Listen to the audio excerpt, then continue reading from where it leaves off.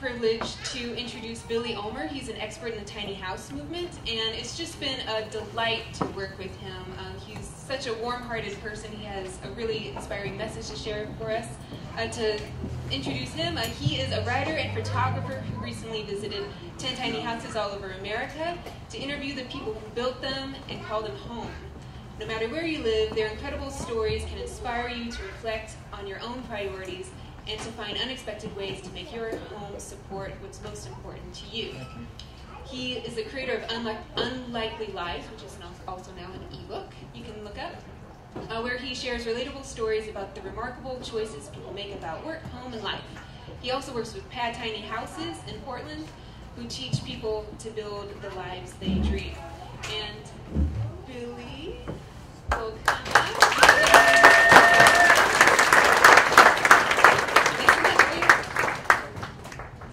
Hello, everybody. How's everybody doing? Good. So my name is Billy, and I'm here to talk to you about tiny houses, but I want to get out of the way up front that I don't actually live in a tiny house myself. Might be kind of disappointing. But I entered the tiny house movement because I started working with this woman, Dee Williams, who's lived in an 87 square foot house for 10 years. And Dee now runs this little company where she teaches people how to build a little house on wheels like she did. And when I met Dee, I was just really surprised that she was not crazy. Because I was coming from a place of thinking, you know, tiny houses are really interesting, they're really cool, but to actually live in one, you have to be a little bit crazy, right? Just a little. And I met Dee, and she wasn't. She was cool and smart and funny, and I could totally relate to her. But I could not really relate to the choice that she'd made to go from living in this normal house in Portland, Oregon, to this house that's the size of an area rug. That's how she describes it sometimes. And so I wanted to understand, well, why did that choice make sense for her? Because clearly it did. And I would meet these people who were also really interested in tiny houses. And they, even though they were interested, they were kind of stuck. They were like, yeah, but it's just too crazy, right? I can't really do that. And so I knew, well, this makes sense for some people, so why? You know, how can this feel relatable to some people and crazy to other people? So I actually ended up traveling around the country and interviewing people from all over who built and designed tiny houses and live in them, and asked them, you know, why did this make sense for you? And how did you actually do it? And what is it really like?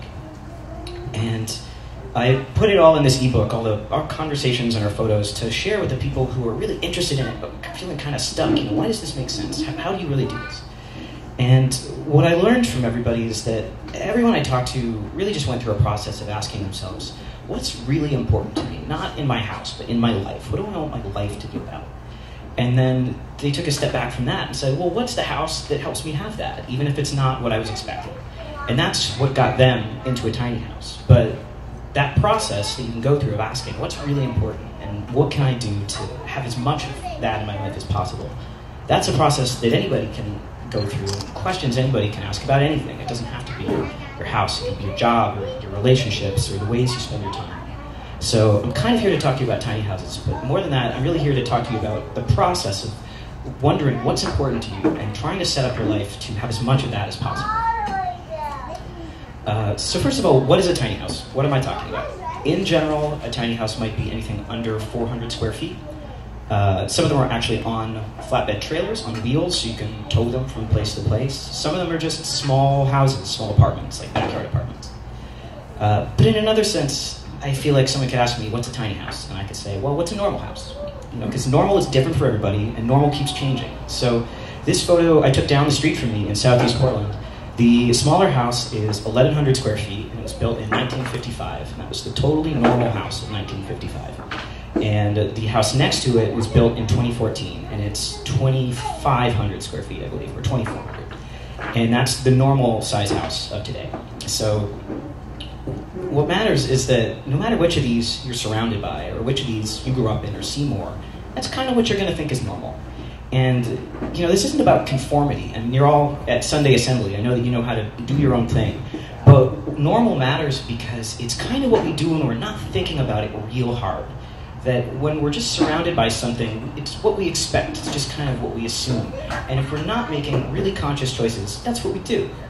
There's science behind this. It's called the mere exposure principle. It's the idea that merely being exposed to something more often means you're predisposed to like it. So the deck is kind of being stacked against us to do what's expected, even if it doesn't really make sense for us. So if that's true, how did Dee choose this? How do you go from what's expected to making a really unexpected choice? And everyone I talked to had a really personal, compelling reason that living in a tiny house made sense for them. And in Dee's case, it was a health condition, in part. She wasn't sure how much longer she was going to live. And she didn't want to spend her time working on this house and working to pay bills and paying this mortgage. She wanted to spend it living her life. So she built this little house and she moved it into her good friend's backyard. And she works part-time and she spends time with her family and her friends and her community. And she walks her dog and she has what's important to her. And all she had to do to have all that was just make a choice that she really wasn't expecting.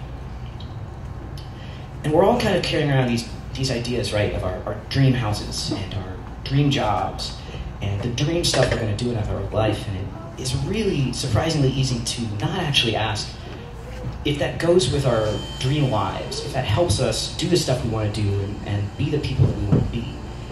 And so, when I ask people, what's most important to you? They usually say things like love and family and art. And they don't usually say things like granite countertops. But when we're surrounded by things like granite countertops and everybody else has them, we just kind of think, oh, that's what I should have, I guess. And then we marshal our forces to have stuff like that and make sure we have those things instead of making sure that we're being really conscious to have the stuff that's really important. Because that's not the stuff that we see. That's not the stuff that, we walk into the house and we see on TV. It's kind of invisible, the important stuff.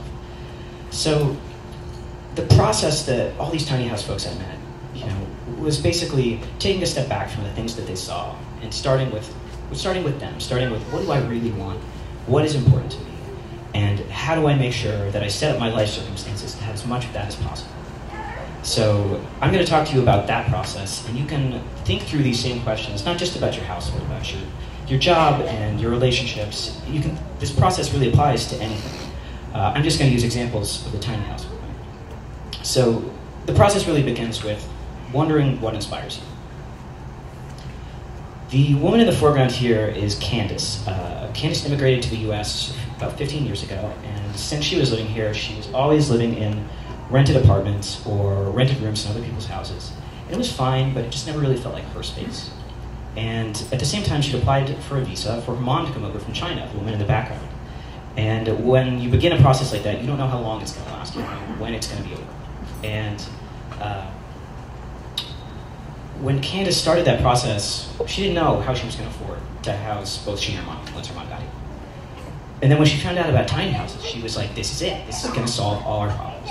I can afford to house me and my mom securely and affordably. We can have our own space and really feel like mine for the first time. And so Candace used that point of inspiration to take her through this entire process, because in her case, she had no design experience and had no building experience. She just found out about this idea and wanted it so badly that she learned how to do everything to make it happen.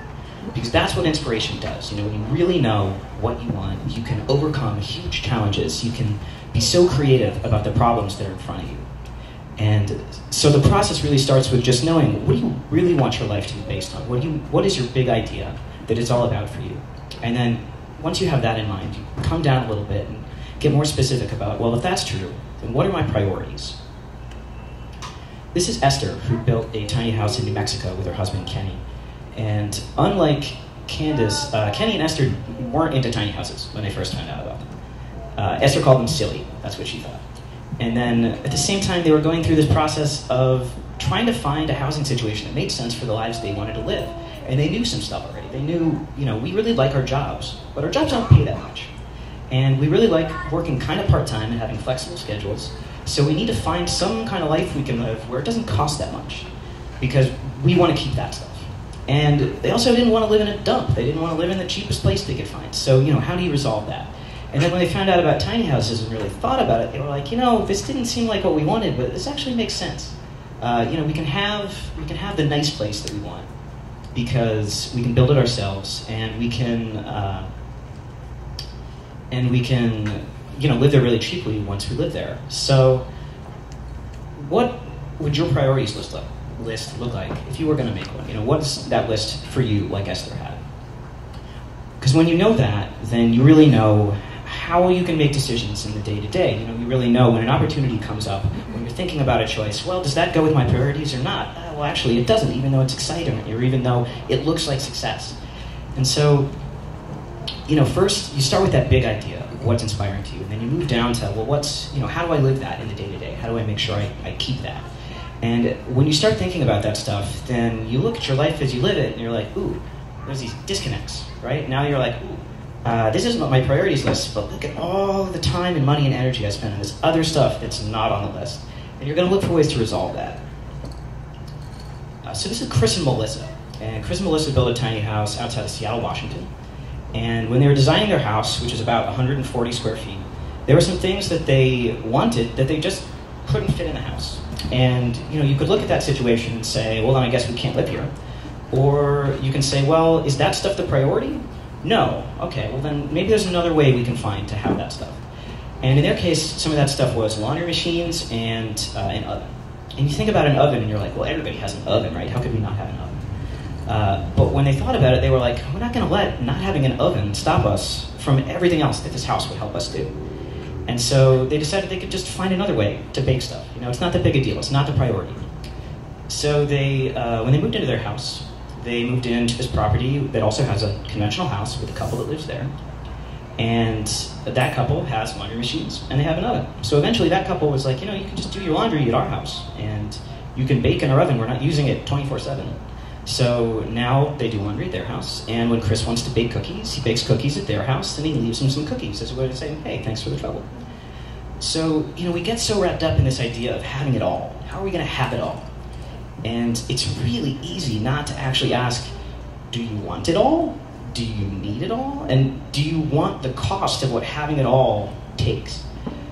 Especially if it's thwarting some other stuff that you actually want more than all. So, you know, as you think about what you really want and then what you're actually doing, you're like, well, how do I make sense of this? What do I cut? What do I change?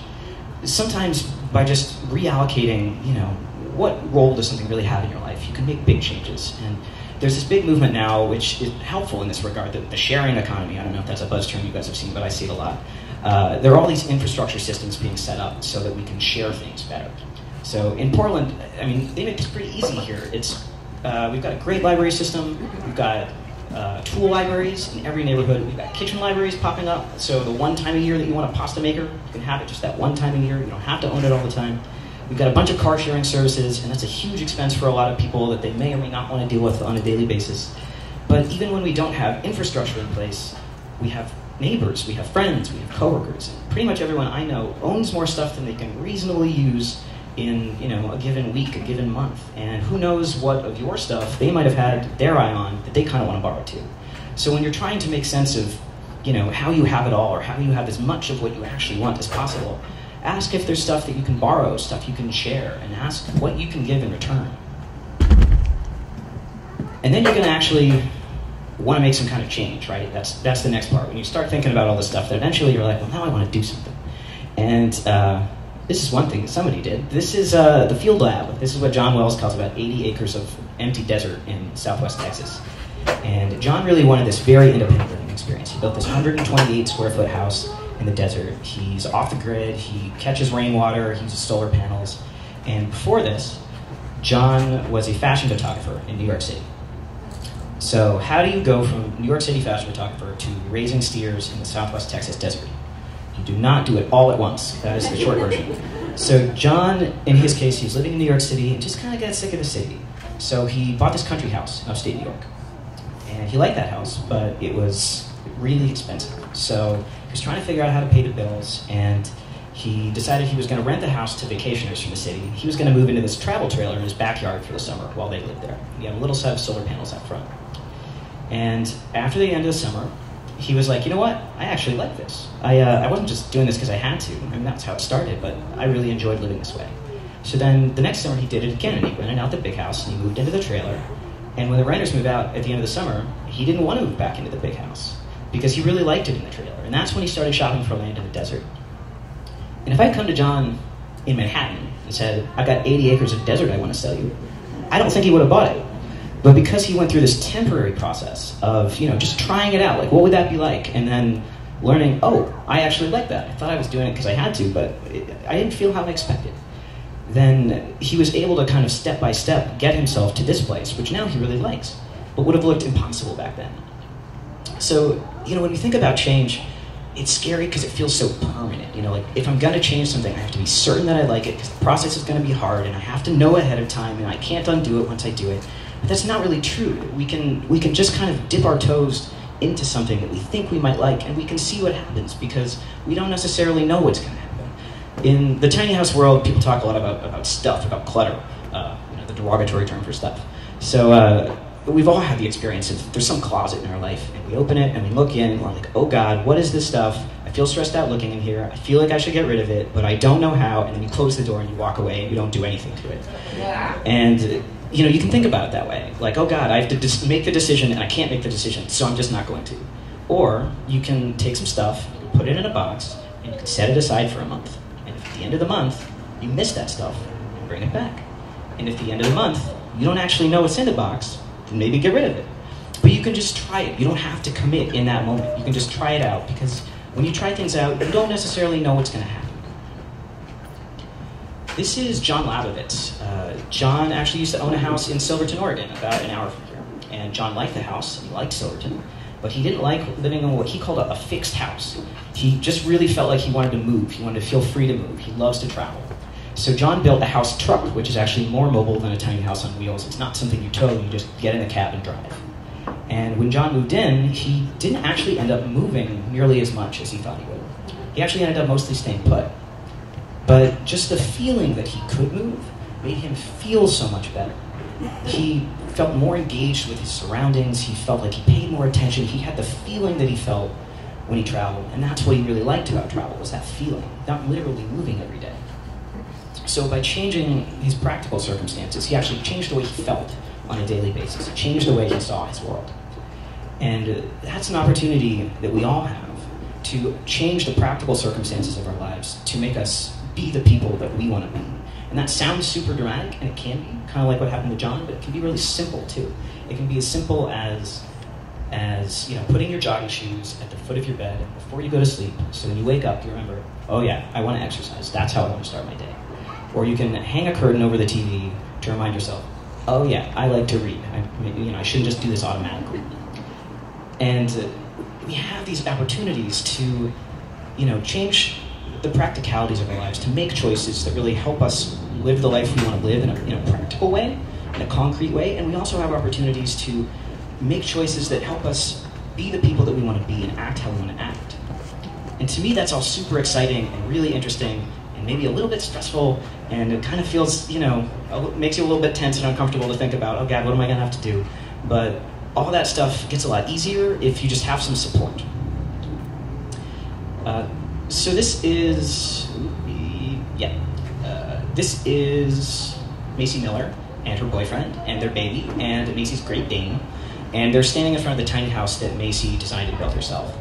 And Macy knew she was going to need a support network when she started this project, both because it's a really big project to build a house, and because it's something that people are going to have a lot of opinions about, and they're not all going to be positive. So she knew she needed some people on her side backing her up. In her case, she went to her family. And once her family was on board, understood, then she felt like she had the network that she needed. And Macy ended up needing more of a support network than some, because her house is one of the most popular tiny houses out there. It was in Dwell magazine last month, the kind of pinnacle of modern architecture in public life. If people have seen two tiny houses, I found they've seen hers. And Macy's had to deal with so many opinions about her house, her life, and what everybody thinks about it. When I asked her about that, she said, people basically have one of two reactions. They either think it's awesome, or they think you're a weirdo. But once you don't mind people thinking you're a weirdo, it's fine. And I think that's so great, because think of what we can do when we don't mind if someone thinks we're a weirdo. And it gets so much easier to not mind it when someone thinks you're a weirdo, if you know that there's someone else that doesn't think you're a weirdo. There's someone else who gets you and understands you and why you're doing what you're doing. So, when you're thinking about making any kind of change, when you're thinking about doing something new, taking a risk, look for those people who will back you up, who know you and support you and understand what you're doing, because they're going to make it so much easier for you. They're going to be the people you call on a hard day. They're going to be the people that you celebrate success with, and And someone said something last month at Sunday Assembly when I was here that I thought was really amazing. I think it was you. Did you speak last? Yes, you did. You said uniqueness is not a barrier to connection, which I thought was really great, because even if you don't know someone who's working on exactly what you're working on, that's kind of nice because you can really compare notes, but everybody knows the process of making a change, doing something new, trying at something. And that process is always the same. There are successes, there are failures, and just because someone's not working on exactly what you're working on doesn't mean you can't be a great support system for one another. So look for the people in your life that are also working on something, that are also trying to make some kind of change and be the people they want to be, because they can make your process way easier. So this is the last house that I'm going to show, both because this house is really beautiful and dreamy, and because the woman who lives here said something really amazing that encapsulates the whole process, basically, and that I wrote down because I don't want to screw up her quote. She said, "If I can create material circumstances that allow me to more fully explore my own ability to break down walls and to be patient and to live simply, then my material life is supporting what I think is important." And I think that's so great, because if that's your list of what a dream house is, the house can be anything. It just happens to look like this for her. But those qualities that she's aspiring to and that are important to her really could be supported by any number of practical circumstances. And as I've thought through all this stuff myself and thought a lot about this process and these people and talked to everyone about their stories, it's changed not only how I make decisions in the future for myself, but also how I perceive decisions I've already made. Because now I'm looking back with my new criteria, And if someone had asked me when I bought my house, "Why do you like your house?" my list would have been, "Well, I like it because it's close in, and it has a yard, and it has 2 fireplaces. I really wanted 1 fireplace. That was my secret home deal breaker, and I got 2, and that was even better." And I still like that stuff. But now if somebody asks me the same question, my list is a little different. Now I'd be more likely to say, "I like my house because it allowed me more career options than I had before, because I ended up putting a wood shop in the basement. And it's big enough that I can host friends from out of town. And, my kitchen and my dining room are not going to be in Dwell Magazine, and they're not the dream house that I thought I wanted. But every year, I can crowd all my friends in for Thanksgiving, and we sit around for 5 hours talking about how much we like each other." So when I really thought about it, it doesn't look like the dream house I expected. But it kind of is my dream house, right? Because it's helping me live my dream life. It's helping me have everything that's actually important to me. And that is an opportunity that we all have, is to just be really conscious about, what is really important to me? What's really on my list? And how do I set up my life to have as much of that as possible, even if that's not what I was expecting? So that's all I have for today. If you want to know more about any of these people and their really interesting stories and their amazing houses, you can visit my website. And if you want to know more about the tiny house community locally, I left some brochures for D. Williams' company, Pad Tiny Houses, up at the front. They're great resources for the local tiny house community. And thank you so much.